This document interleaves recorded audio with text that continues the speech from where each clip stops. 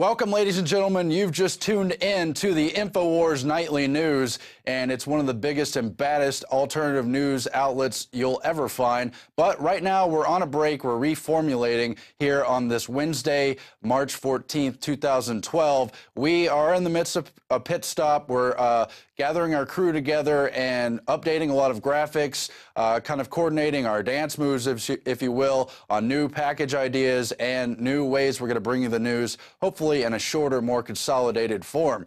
Meanwhile, we've gone back in the archives and brought out just a few of the best episodes in our initial run here that's been going on for many months now. And tonight's episode, therefore, comes from January 11, 2012, right in the heat of the beginning of the GOP primaries. And what do you see then? You see all kinds of stuff. Elitists like Charlie Rose saying that, who attended Bilderberg, saying Ron Paul can't win, regurgitating that myth just to try to downplay his chances more. You see the so-called leading candidates like Mitt Romney clueless about the NDAA. You see Rick Santorum with comments indicating how he would like to eradicate Muslims and start a wide regional war, and a whole lot more. Other news, too, like the bizarre rabies vaccine drops they did in Texas. But there's also two key interviews in this episode. The first, Alex talks with none other than Stuart Rhodes, the founder of Oath Keepers, on what? The history of military detention of people, including U.S. citizens, on the heels of the passage of the dangerous, despicable NDAA legislation, which says it's somehow okay to indefinitely detain Americans, you name it, without any due process at any time. Now, Alex will also speak with Bill Bean on the heels of the release of that great Oklahoma City bombing film, A Noble Lie, with eyewitness footage he filmed back in, I believe, 1993, which he believes to be Timothy McVeigh after the time he was supposedly discharged from the Army and well before the bombing took place that he was later blamed for as the sole patsy. A key info bomb there. But I just want to remind you, we're also bringing you exclusive content as we're on this pit stop to update and improve our show and make it even more hard-hitting. And that exclusive footage is an interview with Dave Mustaine, founder of Megadeth. Alex was finally able to catch up with them after years of them going back and forth on the phone. He was on the show a few times, but never before have they been able to do an in-person interview, and they lay it all out. Dave Mustaine talks about his early days in Metallica, adventures, misadventures, misfortunes on the road with their friends, family, fellow bandmates, and other friends, and so forth and so on. A lot of political stuff, too. You don't want to miss it. That's going to air tomorrow, Thursday, March 15th, right here on this Infowars Nightly News slot. You don't want to miss it. It's pretty much a jam-packed hour. And, of course, we will be back soon with the totally revamped Infowars Nightly News. Thanks for watching. Spread the word. We depend on that support more than anything. And you can also help us financially at prisonplanet.tv.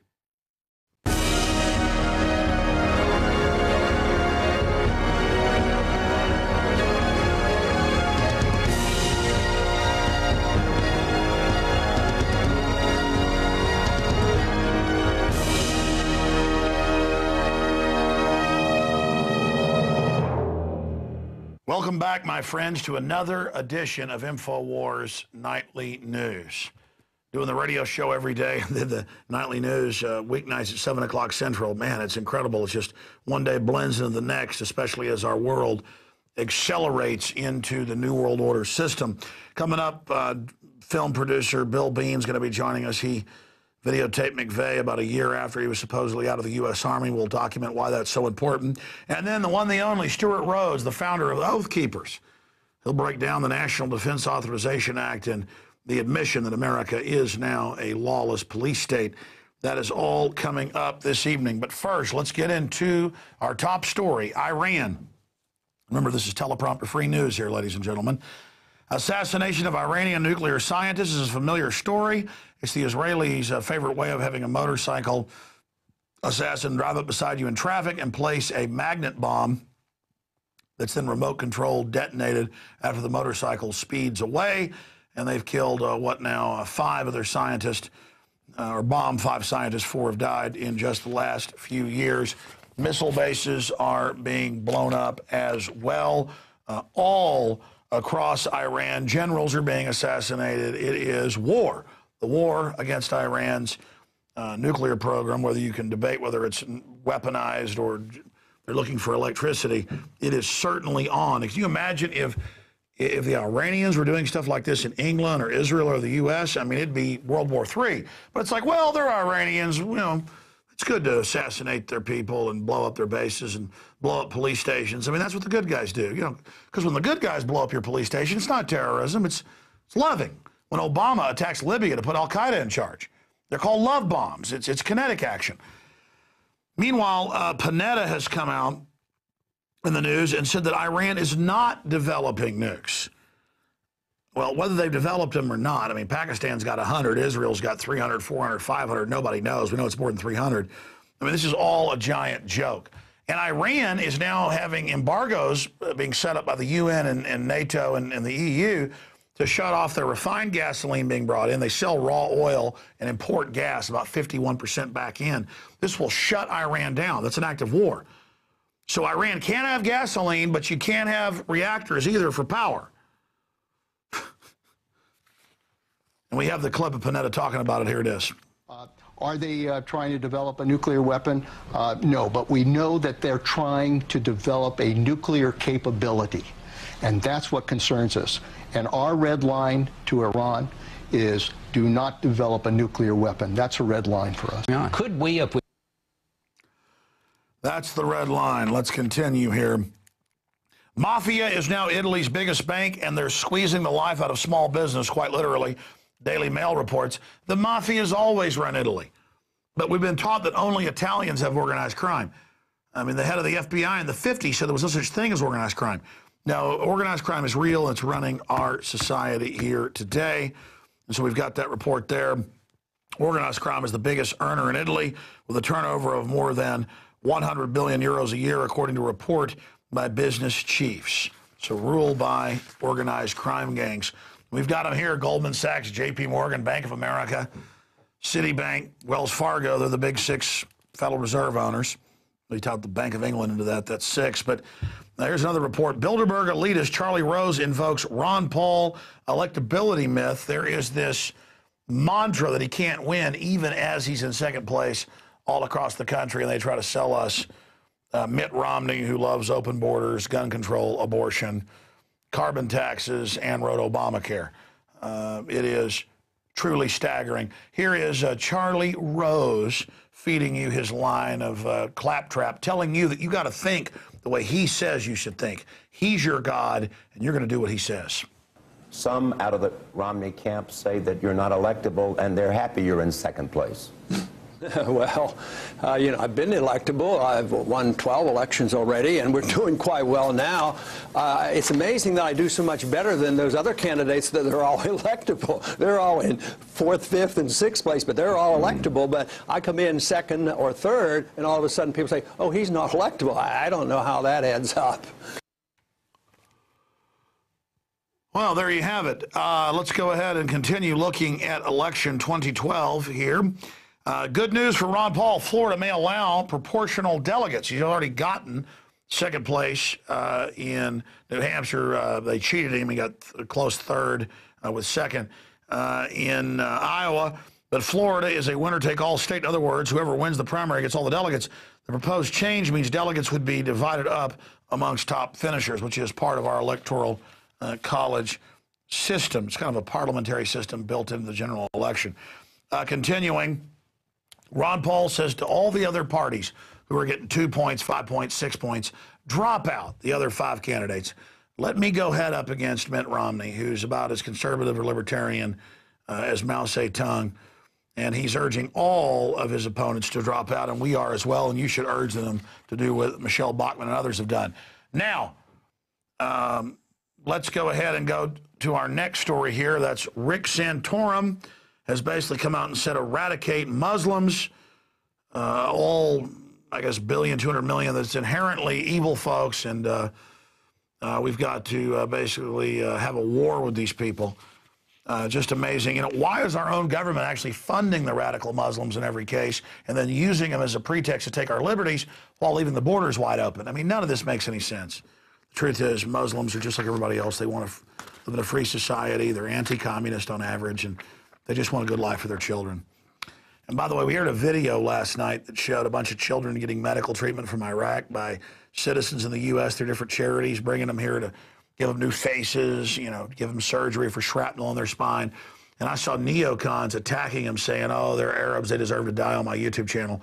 Those are really sick people. But see, they've got to call them savages and not human, or they'll have to feel what they've done.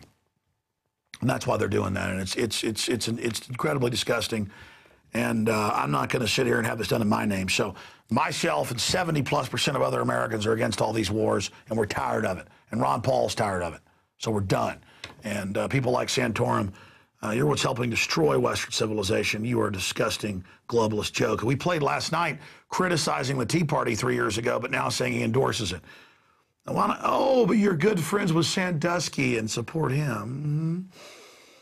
And you help, well, we did some stories on that. You're a very nice person, aren't you?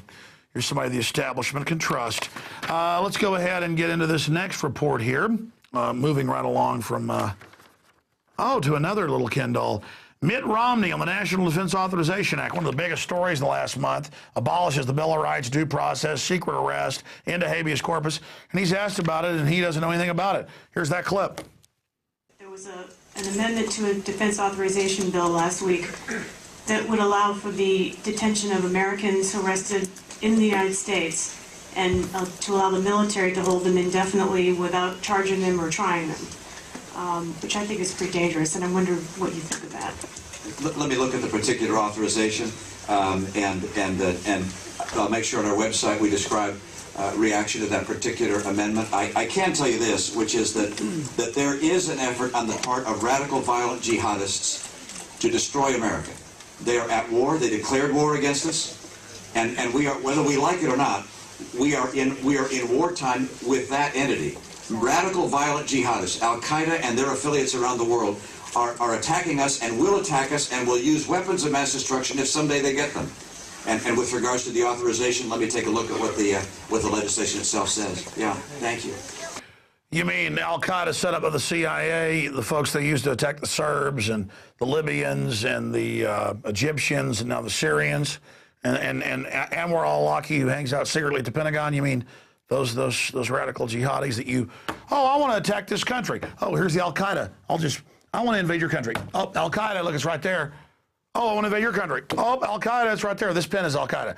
I want to attack your country. Al-Qaeda's right there. Oh, I want to take over America. Al-Qaeda is attacking America. I've got to take all your rights away. Well, why did you just stick Al-Qaeda right there? Oh, never mind that. Why'd you put the underwear bomber on the plane on Christmas Day 2 years ago and then try to pass the naked body scanners, which, well, let's just not discuss that. It's not patriotic. But, I mean, you made the pin. I mean, you did it. It works for you. It's like a little special chess piece. They go, oh, we have the magic piece. We win the game. We move this to here. We're going to blow up this whole country and kill 1 million people because Al-Qaeda, because they have WMDs and Saddam's for Al-Qaeda. Well, Saddam says Al-Qaeda works for you and he hates them. Well, never mind that. He's got nukes. We're going to kill him. One last little report here is out of KVUE, ABC here in Austin. And they've done this for decades, but the point is they've got other weevil eradication, moth stuff. They spray chemicals in the sky. This one is little cubes that the skunks and raccoons and Easter bunnies eat. But there's been some connections to this actually causing rabies blooms. I've seen the reports of that. But the Texas Department of State Health Services will drop vaccines from the air Wednesday. It's part of the annual effort to protect the people and livestock from rabies. They'll drop 1.8 million dosages of rabies vaccine over the next month. The vaccines are enclosed in small packets dipped in fish oil and coated with fresh meal crumbles. That sounds pretty tasty, actually. Yeah, what if your dog goes and eats it? Whatever. They're doing it all for our own good. The point is they're putting it in the food, the water. They're jacking with us. They're playing God. And this may even be a good program or a bad program. The point is there's all sorts of stuff being dropped like manna from heaven down on us. Okay, great job with the crew tonight. That's it for the news. We're going to come back, and we got 2 interviews for you this evening on Infowars Nightly News. And remember, we got a lot of enemies and a lot of haters out there. A lot of dirty tricks going on against us. So remember, we always need our war chest swollen with new funds to fight the globalists. So fill our treasure chest, and you know we'll be at the tip of the spear with you. 15-day free trial right now at prisonplanet.tv if you're watching this out there in the hinterland. And, of course, we distribute it out for free for the general public the day after. But those of you that are members of prisonplanet.tv and put up with us, we love you. So thanks for being subscribers. And don't forget all the books and DVDs and T-shirts we have available at Infowars.com. We'll be right back with this Wednesday, 11th of January, 2012 edition. Stay with us. If you believe in this information and want to support its viral spread, go to the Infowars store at Infowars.com. We've got the new G.I. Joe Infowars T-shirts. We've got the incredible Pro Pure gravity-fed filters available at Infowars.com in the store. We've got a new DVD, Scientists Under Attack, the Don't Tread on Me flag. We've got all sorts of different bumper stickers to help spread the rebellion virally. It's all there, wristbands, citizen rule books in every order. Order online at Infowars.com today. The water filters, the canteens, it's all there. Infowars.com.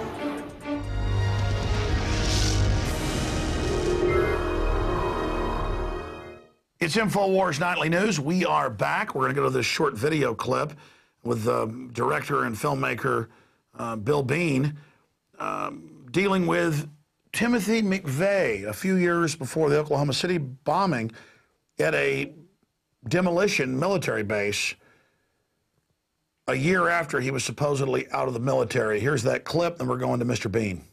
Hi, my name is Bill Bean. I work in the film industry. On August 3rd, 1993, I was at Camp Grafton, North Dakota. Camp Grafton is a military training academy for the United States Army, the Army Reserve, and the National Guard. The reason I was there was to scout locations for a film project I was working on. I was given a tour of the base. It's designated by Colonel Dahl. We were by the motor pool, and there were a large group of tanks that were parked there.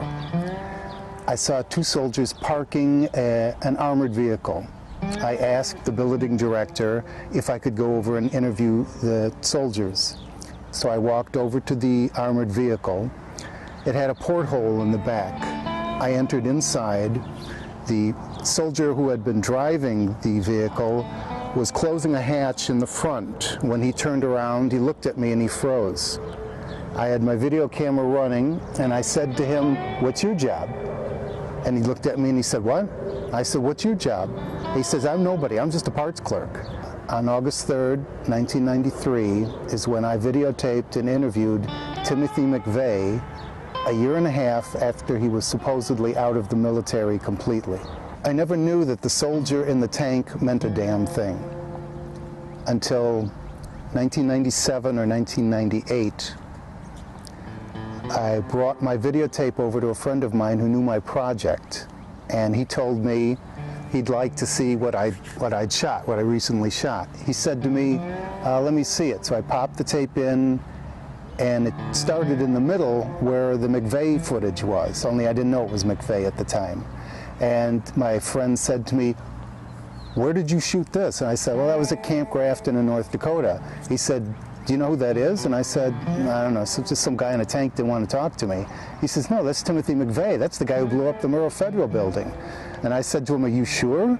And he says, "Yeah." He says, "I've been watching the trial all day on TV." Again, that was a clip from the film A Noble Lie, Oklahoma City, 1995, with one of the most intriguing characters in this entire saga seeking after the truth. I haven't interviewed him in many years.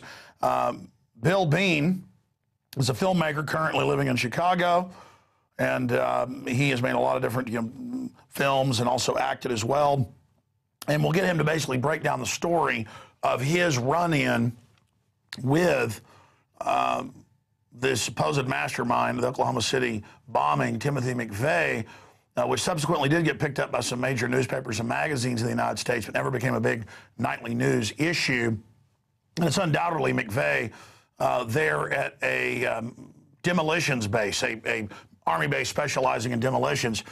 And the footage is undoubtedly him. And this fits into what we know about McVeigh, that he had been sheep-dipped, or basically taken out of the military and put into clandestine operations, a well-known practice. And joining us to break it down is Bill Bean. Bill, thanks for coming on with us. Sure, good to be here, Alex. You're the expert on this. Start at the beginning. Okay, I was producing a film. I had written a screenplay, and I had gotten to the stage where I had investors that were interested, but they wanted to see something ahead of time so they knew that they were investing their money correctly. So I went out to the Dakotas to get a lock on locations. I went out to ranches, I went out to farms, I talked to people. One of the people I talked to was Jeff Esslinger at the North Dakota Film Office. Jeff read my screenplay. Jeff talked to me about what I wanted to shoot, and he was sending me to a couple of different locations, and he added that I could go to a military base because I had several military bases in my screenplay. I'd actually told him that I really wasn't that interested. I had a lock on a couple of other bases, but he said, why don't you just show up? If you don't want to use it, that's fine. It's right on your way. So I contacted the Camp Grafton in North Dakota. It's a military training academy. What they teach there is explosives and demolition and bridge building.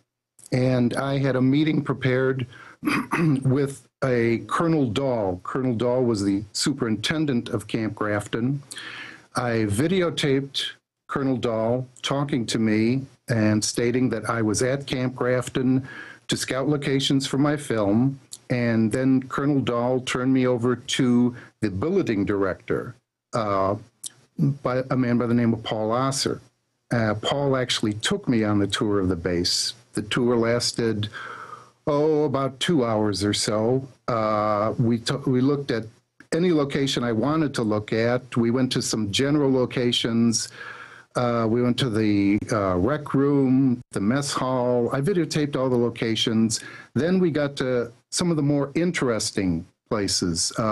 We went to the motor pool where they had gigantic earth-moving equipment. We went to the armory, which I actually got a kick out of. I didn't really know what it was. It was just a big vaulted door. And I said to the soldiers in charge there, I said, gee, could I go in there?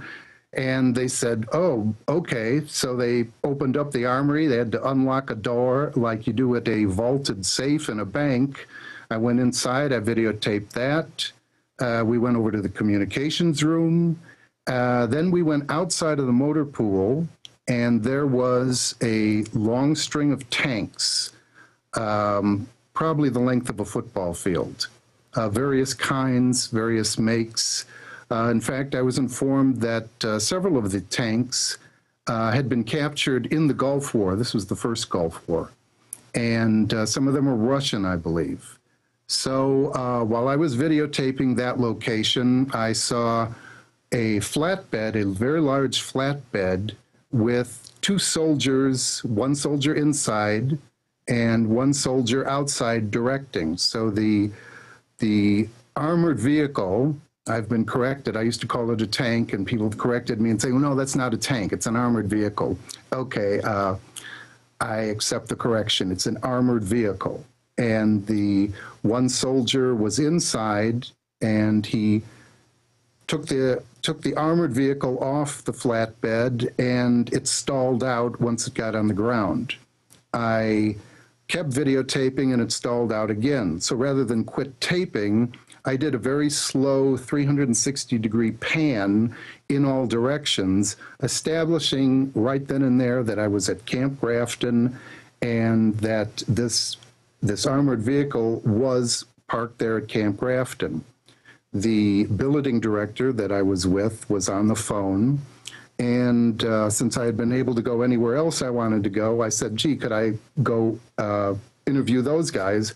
And he nodded yes. So I walked over, and when the armored vehicle was parked, I entered it through a large porthole in the rear.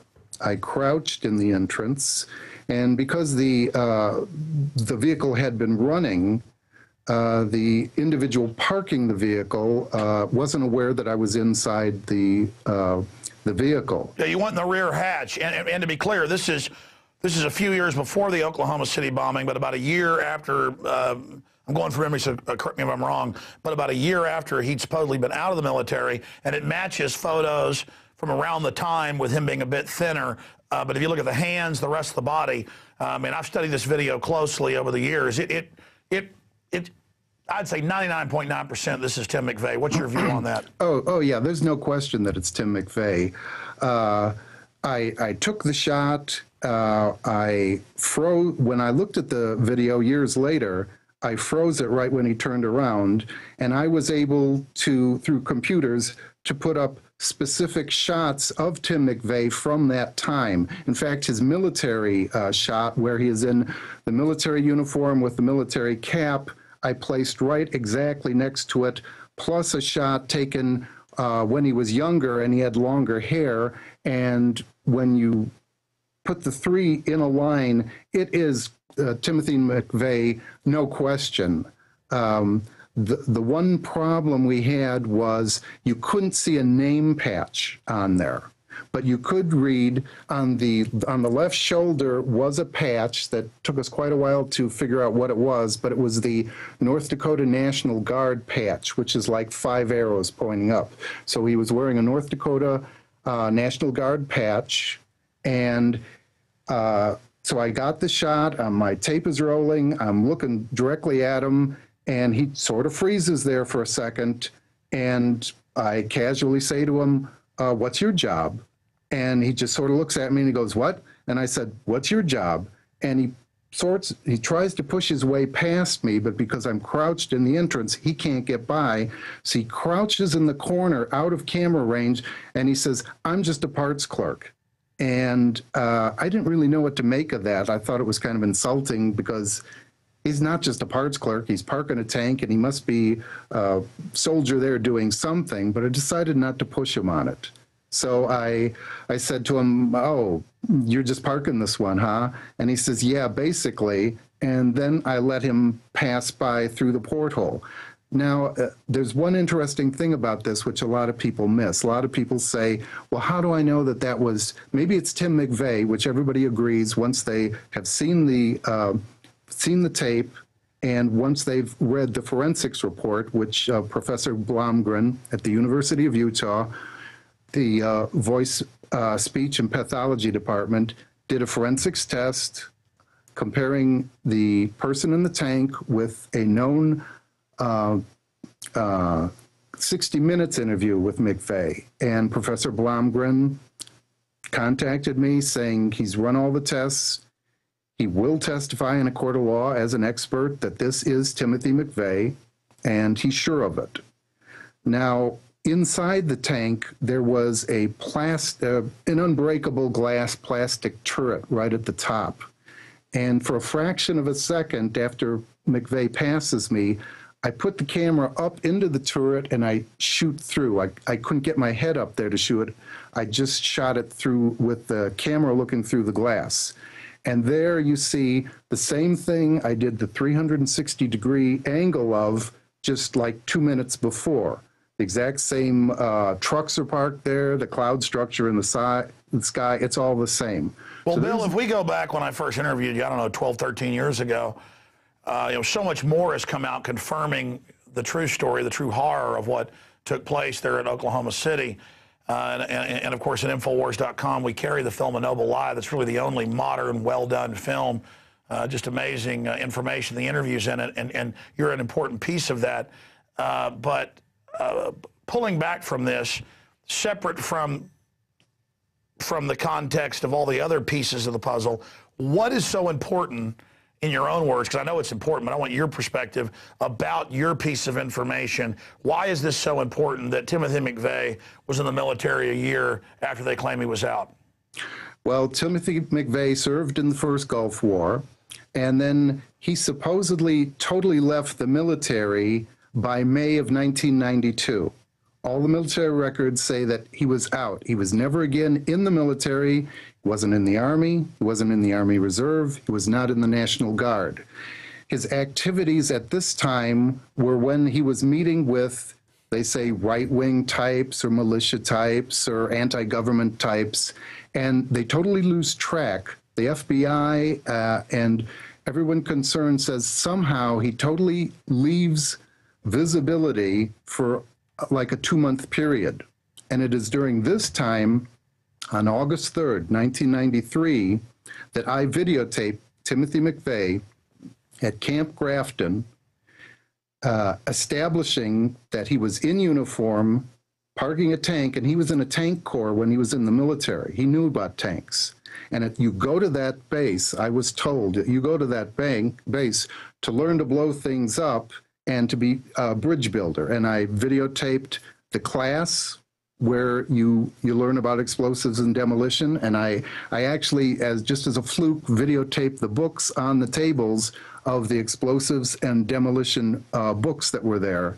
So this establishes absolutely that there is a lie by the United States government, by the military, by the FBI. The FBI could not be so stupid not to know this, that McVeigh was in the military, probably under an assumed name. When I did the story and Hustler picked up on it, Hustler had their investigators go to Camp Grafton and request information as to whether or not Timothy McVeigh was at Camp Grafton. And the statement from the military was that there are no records that state Timothy McVeigh was at Camp Grafton either on the day I was there and videotaped him or at any other time. So he was never, ever supposed to be at Camp Grafton, and yet I videotaped him, and it proves that he was there most probably under an assumed name. So there's a cover then for Timothy McVeigh, and this ties in with his statements and his family's statements that he was working for the government surreptitiously, secretly, pretending to be anti-government, anti-American. And that's what all the experts from every angle have basically found and confirmed. That's what the entire images that we get with the Elohim City and the Southern Poverty Law Center and all of it. And he was going around the country. That's what in sworn affidavits Larry Nichols, as you know, has said. He was going around the country, infiltrating, getting data. And then a few days before, he got angry about the target and about the daycare center and things like that. And so they went ahead and, I guess, set him up, kind of like Lee Harvey Oswald. Now, to be clear, the Noble Lie is an excellent film. They've got another extended edition coming out soon that's reportedly going to have your footage in it. And they sent us just a short clip, but I was able to go to YouTube and pull up from, a decade ago when we first put it out on local TV, and then since it's been on YouTube, a grainier copy of, the full thing of showing what you described of you there talking to him in the armored vehicle. But there's no doubt this is McVeigh. And where do you go from here? Because, your piece of the puzzle is so important. Where do you go from here? Are there any websites people can visit to learn more about your particular work? And any other points that you think are important to relay? Well, you can go to A Noble Lie, and you can see it on YouTube, or you can go to the website, and you can purchase the DVD. You can see the footage of me being interviewed, plus the footage of McVeigh on YouTube. Timothy McVeigh is definitely there. It proves he's there. You asked me where I go. I was harassed for many years without really understanding why. It wasn't until McVeigh's trial that I actually understood that this was McVeigh in the tank. Events took place in my life. I was harassed. I had hang-up phone calls. The people that were investing in my film pulled out. People would say to me, "Did you make somebody mad? What's going on?" And I would have no idea what they're talking about. It wasn't until not only that I saw that I had McVeigh on the tape, but until a couple of years later when I realized that this was the clincher piece, that this was the piece that established that McVeigh worked for the government. He wasn't some lone wolf nut hating the government, and that his actions were controlled. As he himself told Terry Nichols and various other people, he didn't choose the targets were chosen for him.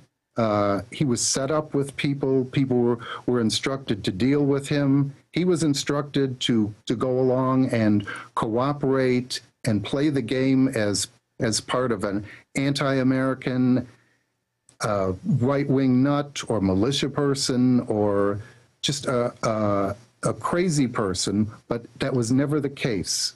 He was acting under orders, and he admitted this to several people. Well, that's right, and we also have just the entire the entire program we know was a false flag event, as the film A Noble Lie and other research proves. But in closing, when did you first discover that you had footage of McVeigh? Because you'd shot this years before out scouting. I mean, you may have answered it earlier, but just when did you first realize, wait a minute, I've got footage of this guy? Well, I shot it on August 3rd, 1993, and I didn't realize that it was McVeigh in the tank until like 1997, when I had 2 hours of footage that I'd shot of various locations and people, and I was showing it to a friend of mine, and it just happened that this part in the tank of Camp Grafton came up, and my friend says, wait a minute, what is this? He says, where did you shoot this? I said, oh, that was at Camp Grafton in '93. And he says, don't you know who that is? And I said, I don't know. He didn't identify himself. And my friend told me, that's Timothy McVeigh. That's the guy who blew up the Murrah Federal Building. Since then, I've talked to people. I've talked to V.Z. Lawton, who is a survivor of the Oklahoma City bombing, who attended the trial. And he establishes, this is the man I saw. This is Timothy McVeigh. I've talked to Congressman Charles Key, congressman from the state of Oklahoma, who also establishes this is Timothy McVeigh. So this is the clincher piece, at least my part of the clincher piece. No, it's a key. It's one of the most important pieces, and it just brings it all together, and it confirms all the other amazing evidence. Bill Bean, thank you so much for spending time with us, and I just want to again thank the filmmakers as well for helping get all the great researchers and people that have contributed and putting it all together in one film, A Noble Lie. And I also want to thank you for your courage under that harassment. A lot of other people would have backed off, but well, you know, Alex, over 100 people were murdered that day. Little children were murdered. I have had people say to me over the years, you know, why don't you just, I actually had somebody say to me, why don't you just send the tape to Camp Grafton and then maybe they'll leave you alone? No, that's not what we do in life. We stand up for what's right. If we don't, life will only get worse. You're right. Things have gotten pretty bad because a lot of folks just think if you give in to evil, that it's going to back off, but that's not how it works. Bill Bean, look forward to speaking to you again, hopefully on the radio. And again, we salute you, my friend. Thank you, and I salute you too. Wow, just an amazing individual. We're going to go to break and come back with another amazing patriot, and of course that's Stuart Rhodes, the founder of Oath Keepers, to look at the NDAA and the nightmare police state unfolding in America under the guise of protecting us from terrorism. But we all know, unfortunately, who the terrorists are, and denying that fact isn't going to make it go away, as Bill Bean just said. We'll be right back. It's Infowars Nightly News. Ron Paul would be very dangerous for this country because he wants to bring troops like you back from your posts from all over the world. Well, I think it would be even more dangerous to start nitpicking wars with other countries. Someone like Iran, Israel is more than capable of. We just lost our tech connection, unfortunately. A question for you. Do you recognize this guy? He may be the best-kept secret in the race for president. He may be the best-kept secret. First, hit the mute button whenever Ron Paul talks. The man's an ignoramus, and his views are entitled to zero respect. I love what I'm doing. In fact, I have a great club that's 15 minutes away. By the way, Ron Paul cannot get elected, I'm sorry to tell you. The isolationist wing of Ron Paul.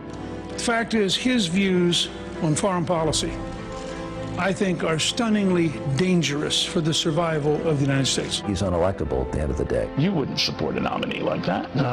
There are nominees that I'm not enthusiastic about. They haven't gotten the nomination, not likely to get the nomination. So you're ruling Ron Paul out? I am. Freedom! Now, the question is,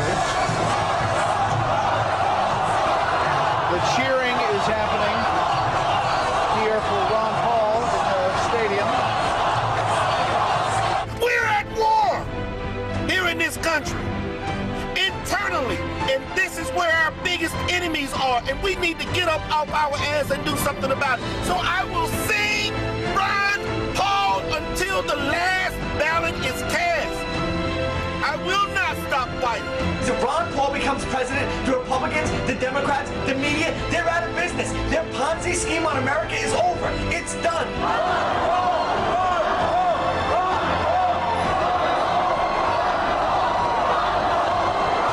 In Washington, D.C., we frequently have resolutions being passed that rubber stamp the foreign policy of intervention. But they always get passed, usually nearly unanimously. Maybe there's a few, and sometimes there's only one opposing the resolution. Our campaign got more money from the troops than all the other candidates put together. Freedom! Don't get involved in these wars and just bring our troops home. The more we threaten, the more we intimidate, the more we want to bomb people, the more we're leading into another fiasco like Vietnam. We trade with Vietnam now. That's a much better way than trying to impose our will on Vietnam by going over there and dropping bombs. So I would say that this just points out again that we have a very, very poor foreign policy in the Middle East.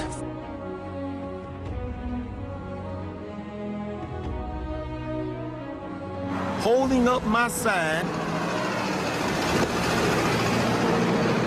Ron Paul for president. That's right, folks. T-Mont out here, boots on the ground. They're building up this case just like we did in Iraq. Build up the war propaganda. There was no Al-Qaeda in Iraq, and they had nuclear weapons, and we had to go in. I'm sure you supported that war as well. Okay. It's time we quit this. It's time. It's trillions of dollars we're spending on these wars. A true patriot defends liberty and the people. But you know, some of our opponents have labeled us, and I just want to talk about that for a minute. They call us dangerous. The true patriot will repeal the Patriot Act. Oh gosh, there's so many things to say. Representative Paul, it's a pleasure to have you on today. You are such a breath of fresh air. You must be an endangered species down there in Texas. That's all that I can say, first of all. I will stick to my guns if put in that office and protect the Constitution. So who are his supporters? We're not talking about 10,000. We're not talking about 100,000. We're talking about many American, millions of people in this country and around the world who have heard this message, and it's growing, and it seems like even if they try, they can't stop us. Our campaign is all about freedom, prosperity, and peace.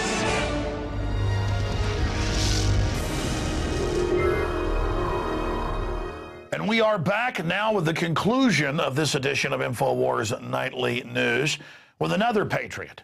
And before we go to Stuart Rhodes, I thought I would read this wordy quote from George Washington, because every day we're going to have a patriot or a control freak quote. We're going to have give you quotes from the globalist and other control freaks throughout history, and quotes from patriots who stood up for human liberty.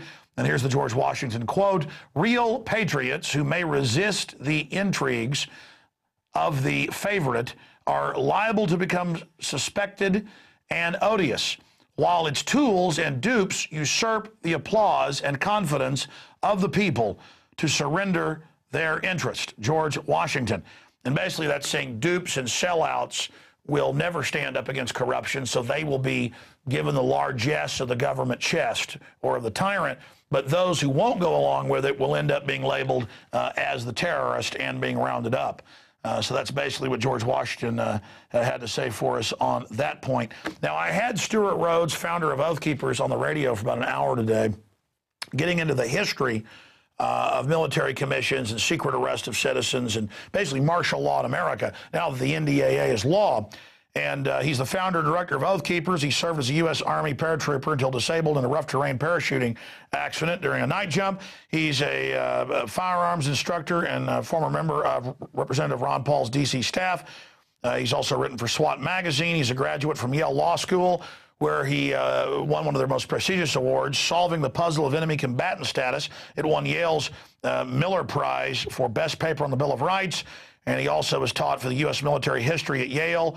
And it just goes on from there. He's a real expert on the dangers of applying the rules of war to the American people. And he joins us to condense the history of where our republic has come from and where it's going. The same problems we face today we've been through before. And the tyrants are pretty lazy. They just rewrite old stuff that's already been overturned. And then I wanted him to basically have a call to the police and military to choose who they will serve, because the NDAA, though we fought it, has really done something good. It's a silver lining. And that is, it's really proven for everybody that we do have a criminal government at the top and that they really are tyrants. And it's woken a lot of people up. So the wheat is being separated from the chaff. Stuart with oathkeepers.org, great to have you here with us. You've got the floor, my friend, for the next 20 minutes. Tell us where we stand. Well, the bottom line is what's happening to us right now is exactly what happened to the founding fathers that compelled them to take up arms in defense of their traditional rights as Englishmen and also in defense of their natural rights as human beings. And the exact same causes and grievances that they suffered, we are suffering now. Among those listed in our Declaration of Independence were denial of jury trial and the attempt to make the military superior to the civil power, and also the claimed power to whisk a colonist overseas to be tried in England rather than in front of a jury of their peers in the colonies. And one more charge against the king was that he was attempting to subject them to a jurisdiction foreign to their constitution. And this bill and the prior actions of two administrations now, both Bush administrations and the Obama administrations, do all of those. The claim is that the powers of the commander-in-chief during wartime apply not just to a foreign enemy, but also apply to Americans, and that Americans can be treated exactly the same as a goat herder in Iraq. If a goat herder in Iraq is accused of stealing a neighbor's goat, well, he'll get a normal Iraqi trial. But if the U.S. military thinks he's a member of the resistance, then they will just pick him up. Or if they think he's supporting the resistance, they'll just pick him up and put him into military jurisdiction, and he'll wind up in Guantanamo. And the claim is that they can do the exact same thing here at home. Our Constitution, from the very beginning, has had a sharp line of separation between what can be done to a foreign enemy and what can be done to an American citizen. An Iraqi cannot be accused of treason because they don't owe any loyalties to the United States. A U.S. citizen or lawful resident, on the other hand, can be accused of treason because we do owe loyalty to the United States.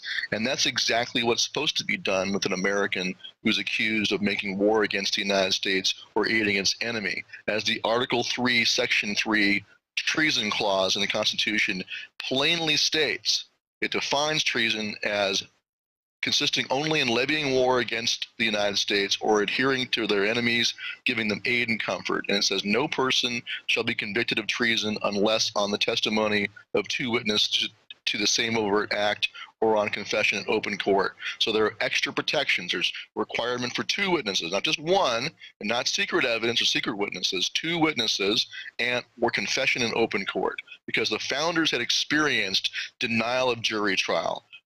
Parliament had passed laws that stripped away jury trial in certain cases. They had passed laws to expand the jurisdiction of the admiralty courts, which were their military tribunals back then.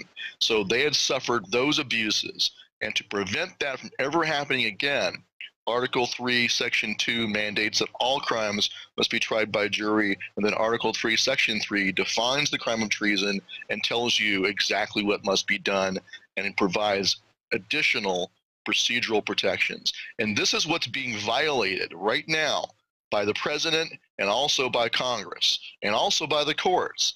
The U.S. Supreme Court, unfortunately, in 1942, threw the Bill of Rights in the trash can and authorized military trial of a U.S. citizen.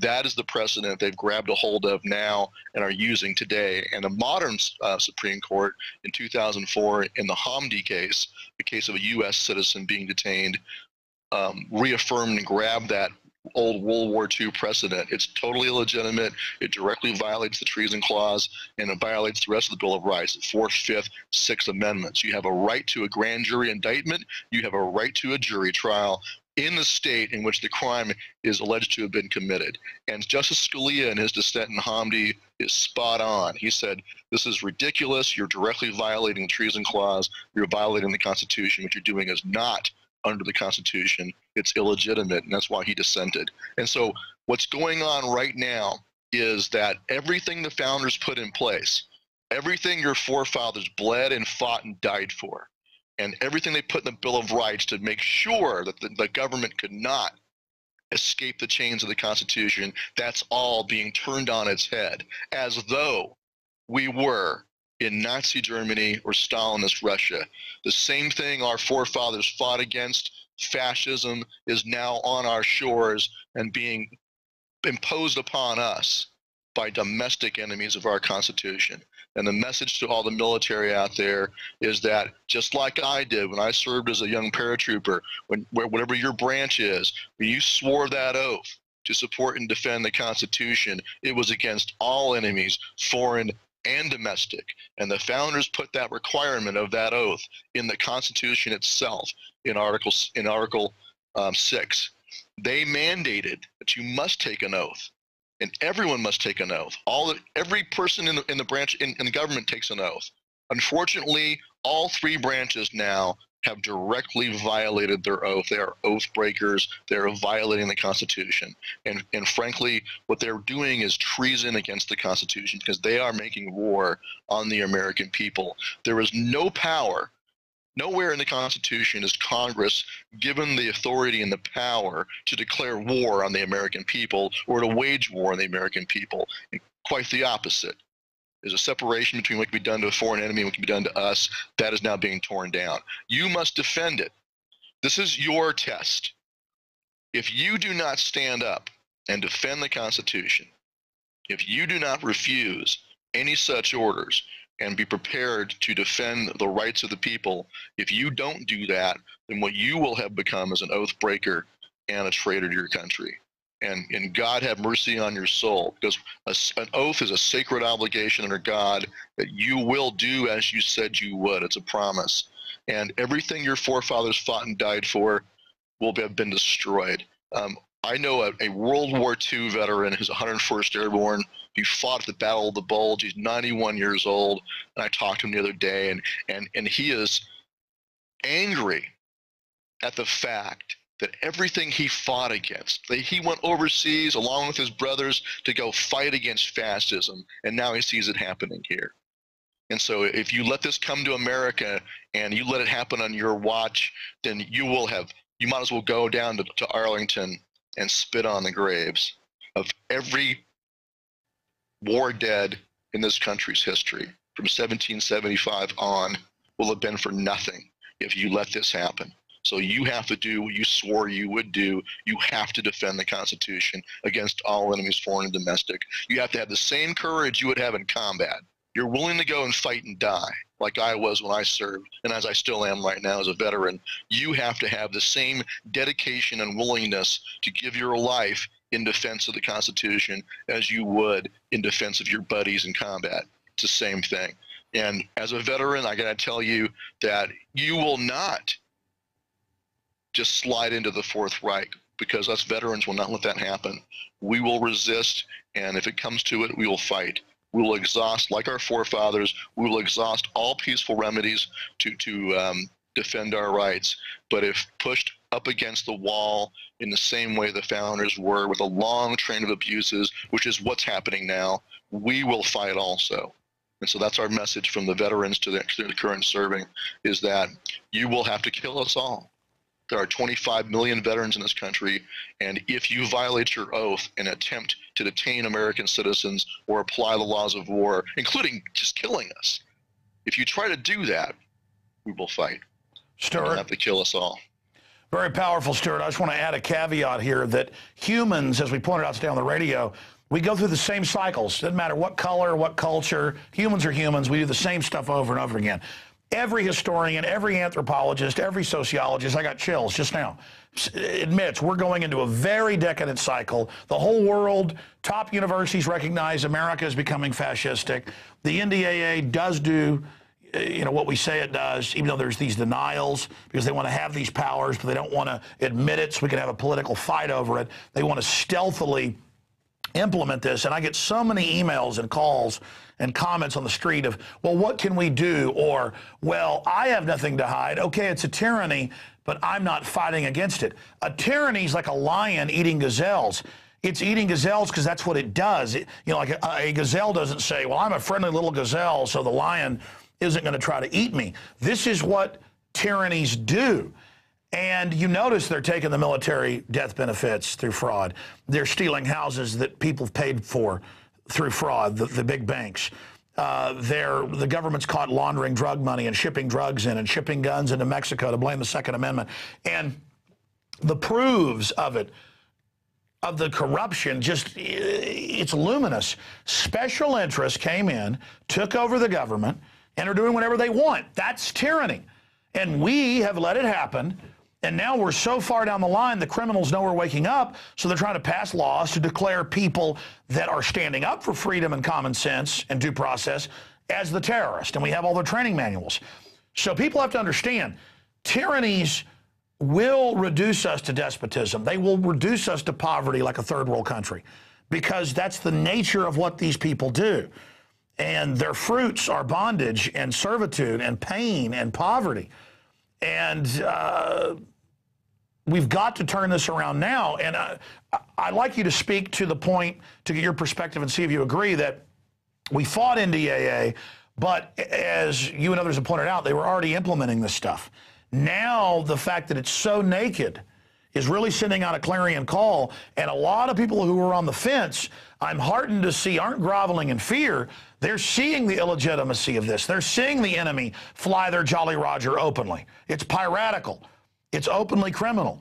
And so now the choice is so clear. That's right. If the choice is in front of you, it's so plain, and it is building on what two administrations have already claimed and have already done. President Bush detained 2 American citizens as unlawful combatants. Obama has done it even better by killing American citizens, and their claim is they can do that at will to any American. And just by designating you on their say-so alone as an unlawful combatant, now you're in the military system. You want to challenge that designation, it'll be a military judge that will determine your status. That's what the NDAA says in Section 1024. It says that determinations of status shall be done by a military judge, not a grand jury, not a jury of your peers in front of a civilian court, but a military judge. That's totally illegitimate. So it's in your face that the time is right now. You do not have the option of deferring to some future point your decision. You need to decide right now which side you're on. Either you're on the side of liberty, for which this country was founded. The whole point of America is freedom. As our Declaration of Independence says, the only justifiable purpose for government is to secure our natural God-given rights to life, liberty, and the pursuit of happiness. And whensoever any government violates those ends, it becomes illegitimate, and we have a right to throw it off. And that's why our founders rebelled. And so we're in the same position now. We have a very narrow window of opportunity to fix this by peaceful political means, through nullification as individuals, as towns, counties, and states, and also by the military nullifying. Sheriff's departments and military must nullify and refuse. And while we're at it, sweep all of these oath breakers out of office. But if that fails, then the only last remedy we will have is if the U.S. military refuses and does a mass stand down, like what happened in 1989 East Germany. And message to the military is, if the East Germans can do it, a bunch of guys who grew up first under fascism, under Nazis, and then they grew up under communists, if they could do what was right in 1989 when the wall fell by refusing to fire on their own citizens, then you can do what's right. All you have to do is remember your oath and read the Constitution, read the very plain text of Article 3 and the Bill of Rights, and then do what's right. You already swore the oath. You long ago lost the option of ducking out and just following orders. If you do so, like I said before, you will be spitting on the graves of all of our war dead, and you and your children, you'll be leaving your children to tyranny, to darkness. You're right. Well, that's the thing about tyranny historically. You're a historian and somebody who's written, award-winning papers on it, but the general public who hasn't looked at it, I challenge them to. Not only is it riveting and entertaining, it's humans act the same. We have the same life cycles, live the same amount, act the same, do the same cycles. History does repeat. And you better learn it or you're doomed to repeat it. And folks, it's bloody. And when you look at what's being set up, they're not setting a tyranny up just because they want all this power. They're doing it because they want to make us slaves. They're doing it because they enjoy it. And, you know, you look at the East Germans, they had lived under absolute war and such tyranny that it was so austere and so Spartan, they were clear-minded and started to see what was happening. As you know, the East German former officer was part of the stand down, the colonel you helped us get on, pointed out, they went from absolute tyranny at the end of World War II to people slowly demanding rights. He says America's going from incredible liberty sliding in the opposite direction. And so we've got the entertainment, the football games, the hot wings, all of this wrapping paper that makes it look sparkly and nice, but under it is classical tyranny, whereas they were so Spartan they could really see it. And I think that's the disadvantage we've got, is that the mind control now used in America is so sophisticated. How do you break through that, Stuart, A? And B, why should we be concerned they're setting up a tyranny? What do governments always do when they set this up? Well, as founding father George Mason said, a frequent recurrence to fundamental principles is what must be done to preserve liberty. And the founding generation rebelled not just against what was happening to them, but also against the claimed power. They didn't wait for it to get to its logical conclusion and to be used in the broadest sense. They rebelled against the principle, the claim that they could rule over them in all cases whatsoever, the claim that they could set aside jury trial and try them in front of a court of admiralty. They rebelled long before they felt the full effects. Because they were historians and were into research. They knew every time tyrants declare a tyranny, they intend to use it. Right. As Patrick Henry said, you know, what purpose does this martial array have? It's meant for us. The chains they're forging are meant for us. They can be for no other. They understood human history. They had seen the history of the Star Chamber in England, where you had secret trials with secret evidence and torture and coerced confessions. They understood all of that. They understood the reason why 600 years of struggle to establish the right to jury trial and the right of habeas corpus. They understood that history, and they knew that tyrants would always, or willful men of power, would always be tempted to throw away any restraints on their power and to use that power in a willful manner against anyone who opposed them. They had seen it throughout history over and over. And let's be clear, Greece on. All over the world, the Magna Carta and U.S. model of juries and due process, that has become the model. And now America, where it all really crystallized, is becoming the model of torture and secret arrest. I mean, it is a total reversal of what we stand for. I mean, the Bill of Rights, Constitution, Declaration of Independence, common law is the republic, is what made us different, not perfect, but because we never implemented it fully, but better than all the others.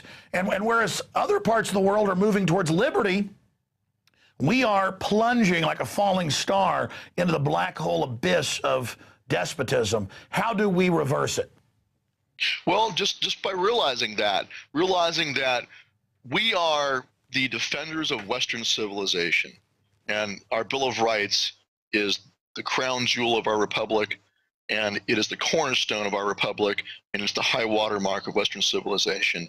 If you let it fall, then Western civilization will fall, because that's what defines the West, is individual liberty, is restraint on power, and all the struggle over thousands of years will be snuffed out. We back into blackness, like during the Dark Ages. So we have to stand and defend it. You're defending the West. Al-Qaeda cannot destroy the United States. Radical Islamicism cannot destroy the United States.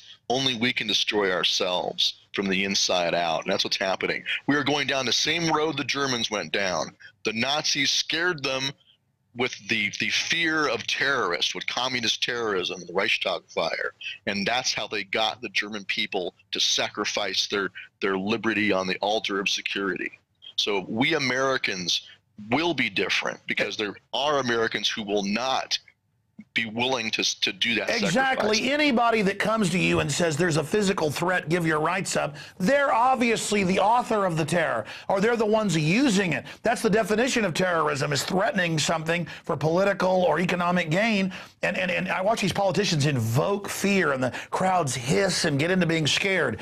How do we go from land of the free, home of the brave, to just this religion of fear? It's so ridiculous. I mean, it is so alien. It is so disgusting, Stuart. I want to ask you about the tens of thousands of police and military you talk to. I tend to criticize police as we see the examples of abuse magnified. And I understand that is a minority, but the system is trying to encourage that. But especially with military, though, to say that the awakening is at warp speed or hyperbolic or exponential is putting it lightly. Again, if you go back 10, 12 years ago, I was very negative about where we were going. So I'm not a cheerleader here. I am seeing explosive awakening, but there's a danger. The system is aware of that. Just look at Ron Paul. We never even got into him today. The system throws everything they've got now, and it still can't stop somebody. That's the barometer for them. And so break down, how fast is the awakening you're seeing, or do you disagree and say it's not happening this fast? And how is Ron Paul a bellwether or weather vane or barometer of that? Well, I think we have two great weapons in our hands.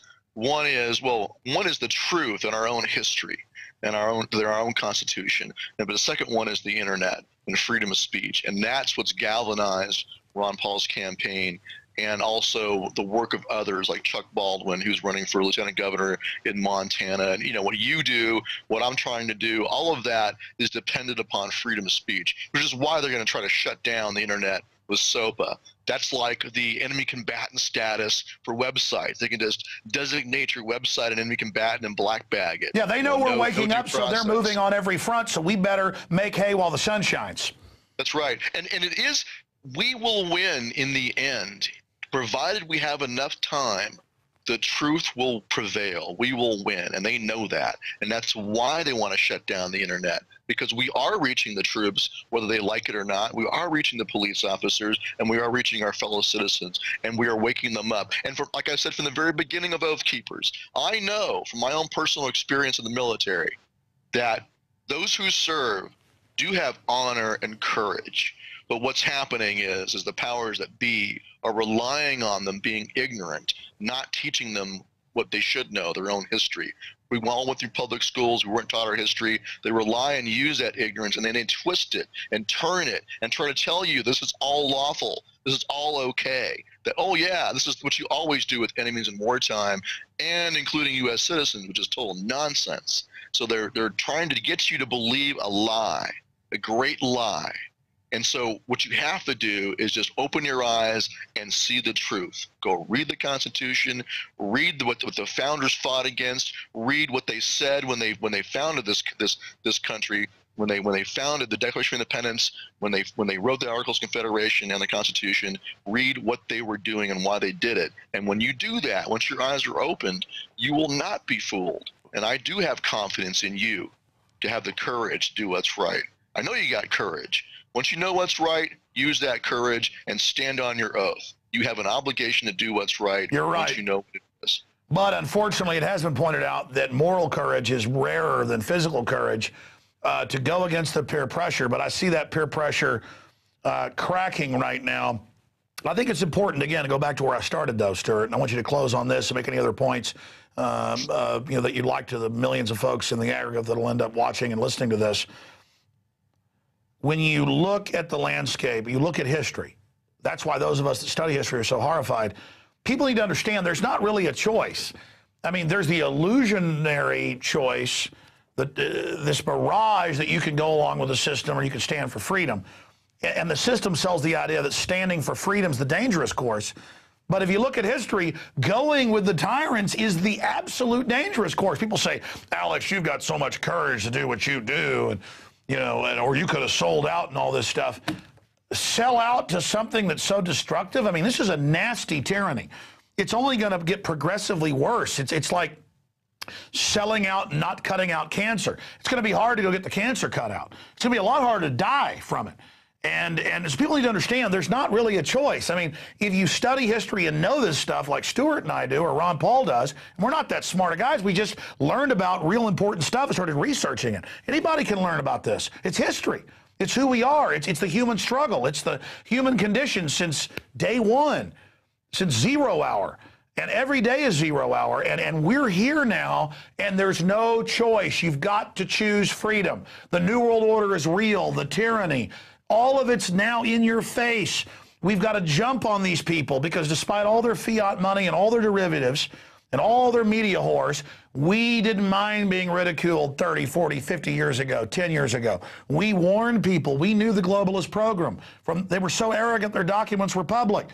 So we preached the enemy battle plan. Now it's happening. And now those time bombs, those seeds have been planted, but they are committed. Now, that's what I'm saying. This big collision is here. This great time is now here. We're in the fight because people were willing to be imprisoned and killed and tortured and set up. 40 years ago, if you talked about this, they would kill you. In many cases, because they were scared of the info ever getting out. Now it's out. They're trying to just manage it. So people need to understand, people died and were imprisoned and ridiculed and attacked. And old men and women handed out pamphlets 50 years ago about the coming New World Order and were laughed at, out in the rain in front of, buildings so that we could build on them. We've got an infrastructure 1,000 times what it was just 20 years ago. Our infrastructure is going to continue to grow. I know I'm ranting here, Stuart. It's just that if you think about the work everybody did before us, just so we'd have a launch pad to be able to challenge these people, we better use it, Stuart. Absolutely, and of course, look at all the blood and sacrifice of our forefathers and everyone who struggled for human freedom for hundreds of years. I mean, all of it is on the line right now, and now it's our turn.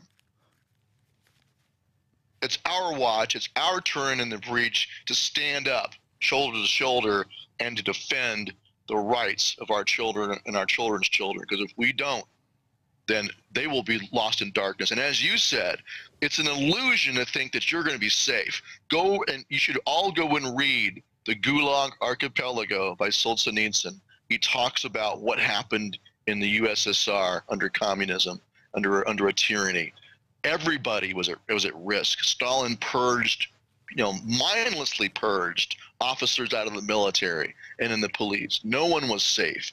It was an absolute tyranny over everybody, an arbitrary, bloodthirsty, raw exercise of power they called the Red Terror. Right, and look at the French Revolution. Same thing happened there. People who were chopping off the heads of the royalty and the priests, they wound up they're having their heads chopped off also. They succumbed to the guillotine too, because it turned into the reign of terror. It happens over and over again throughout history. It's unrestrained, raw power. That's what it is. That's right. Good people have to get together with constitutions, with conventions for the common defense of basic rights so that evil power can never amass in gangs to overrun us. It's so simple. And if you cast it down, which is now happening, you open the gates to hell. And it's happening, people. The gates are now open, and we're standing at the gate facing the New World Order. And it's I tell you, it's going to be an incredible confrontation, Stuart. It is, but all we have to do is remember who we are. We are not Germans. We're not peasants in China. We're not, peasants in Russia. We have a legacy and a history of fighting for liberty. Americans have always fought for liberty, and we will fight again. And so we will not be the Fourth Reich. We will not let that happen, not without a fight. So once again, choose now who you serve. You'll either be on the side of we the people, or you'll be a traitor on the other side, like the loyalists, like the redcoats that our forefathers fought against, and we will treat you the same. I think of Patrick Henry.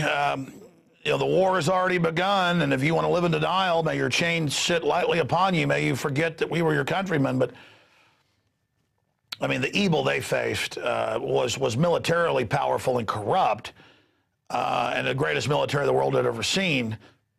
But the evil we face, the redcoats just wanted to make you a slave. This New World Order with their eugenics and the rest of it, it is It is just such a nasty group of people, and they're so much weaker spiritually even than the Redcoats.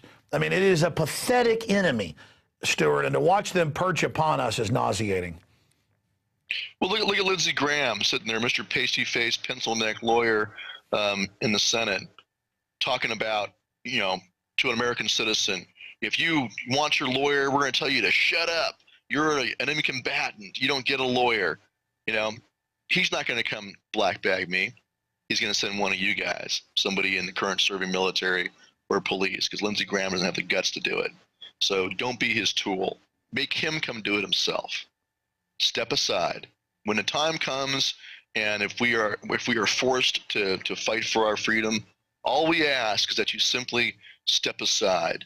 Open up a can of beer, have a seat, and watch the show, because the veterans of this country and the patriots of this country will take care of business if that's what we have to do. All you got to do is stand down. Well, when people are overthrowing the entire Bill of Rights and Constitution, Stuart, you know over the years I've always called for peace in the info war.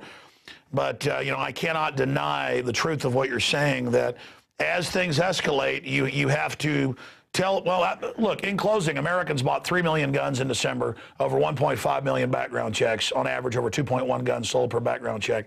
And they had a survey out in USA Today, they said, why are you buying guns? And they said, we don't trust the government, civil unrest, collapse. I mean, shouldn't that be a message to the system? I mean, do they really think, after all the work we've done and the history of America and all of it going back, that this is going to be a cakewalk? Yeah, I think they do, because they've mistaken our love of peace and our lawfulness. They mistake that for weakness, and every enemy we ever faced has underestimated us. The British officers thought Americans would not fight. They joked about being able to take, you know, one battalion of grenadiers and, you know, and gild half the males in America, you know, going up and down the coast. They joked about it until April 19, 1775, when they got the crap shot out of them all the way back to Boston. Then they realized they were in a fight. And in Bunker Hill, they realized that they were in a fight. When you had doctors and old men standing there and fighting to the death, that's when they realized that they were in a fight. But you know, the Nazis underestimated us. Tojo and Imperial Japan underestimated us. They all thought Americans were weak. We always proved them wrong, and we will again. And so one last thing I want to say to the military is yeah, our dream would be a mass stand down. You just simply stand down like the East Germans did in 1989. But if, God forbid, if elements of our military do apply force under the laws of war to the American people and do start blackbagging Americans, there's going to be a fight, and then the people in the military will have to choose which side they're going to fight on. Just like our militias back then in 1775 had to choose which side. Some were loyalists, some were loyal to the crown. But folks have also got to be smart, Stuart. They're going to stage false flags and stuff to blame it on us to try to get people all organized. That's why they hate it that we're exposing their false flags, because we take that tool away from them. Stuart, amazing. Thank you so much for your great work. Give us 1 minute on Ron Paul's rise and getting behind Ron Paul. Well, like I said earlier today, I work for the man in the position we're in right now. There is nobody else who is going to stand up and say, you know, and refuse to use these powers as commander-in-chief. He's the only commander-in-chief who will honor his oath. Obama has already shown that he will desecrate his oath. He doesn't care about it. He's already violated the Constitution grossly. Nobody else who's running for office has the integrity or the track record of standing up and defending the Constitution. And so if you want to preserve this republic, he's your only choice as far as for president. Isn't it amazing at this key crossroads that Jefferson reincarnated, figuratively, would be standing right there for us to choose him? And, of course, he's old like the Republic as well. I mean, all the archetypes are there. It's like science fiction. I mean, here we are, and this archetype, the elderly but omnibudsman, wise Gandalf, the Jeffersonian spirit is right there waiting for us, never compromising, never wavering. Would we choose him? I mean, it's right there. It's very providential.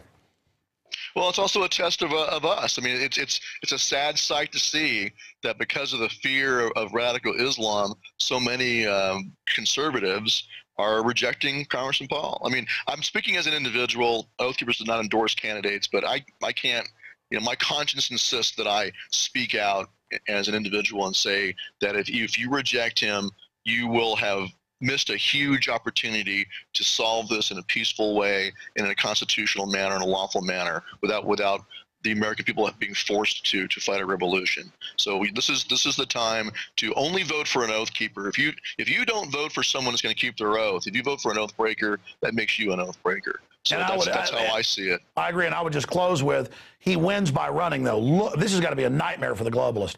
All these issues in the Fed, all of it, and an illustration of how many Americans do know the score. Look at how Ron Paul has grown exponentially. And again, as he's pointed out, as he said last night, he said, we're getting liberty out to people. This is about an idea that is transcendent. He understands that. It's a huge victory. Ron Paul's success so far is like a Trenton victory. I mean, it is off the charts. Stuart Rhodes, oathkeepers.org. Thank you so much. Thank you. Well, ladies and gentlemen, this is teleprompter free. And, we have a 35, 40-minute interview with him and one with Bill Bean earlier, the news. I mean, wild horses can't drag me away. Even my dear little children who are at home begging for me to come home and watercolor with them. I mean, I love them more than life itself, and I'm here because they don't have a future if I'm not here. And you don't have a future if you don't stand for this. It is all happening now. I mean, every time Stuart's on, I get tears in my eyes, and it's not even that I'm even sad or freaked out. It's more of an involuntary realizing the point of history we're in. It is so big. I cannot get that across to people. And the responsibility I've got, Stuart's got, Ron Paul, and so many others. This is big. And all of you out there are so important. I cannot tell you how important you are. You're the eyes and ears of liberty in your town, your city, your state, or in other countries. This idea of freedom is transcendent. 1776 worldwide. The Ron Paul liberty movement is spreading worldwide. People are imitating that worldwide. People are seeing the good side of America, not the bad side as well. They're hearing us speak out and say, we don't represent these banks that have hijacked us. We represent freedom. It's that challenge that points out the evil. And it's here. So I cannot tell you enough how important you are out there watching and listening.